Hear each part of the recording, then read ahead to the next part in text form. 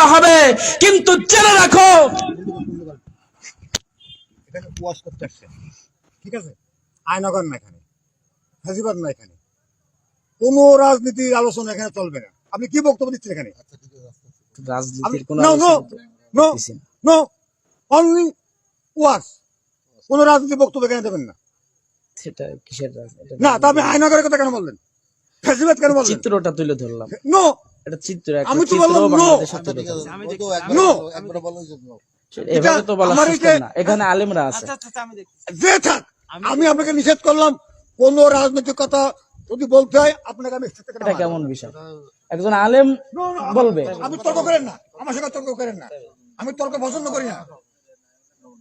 আর খতিব সাহেব, আমি ওরকম বক্তব্য শুনলে ওনাকে স্টেজ থেকে আপনি নামায় আনবেন। আচ্ছা আচ্ছা আচ্ছা, বাদ দেন। একজন আলেমের সম্মান আছে।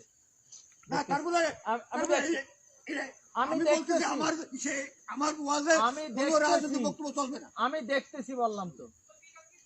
সরকার ওনার রব করতেন।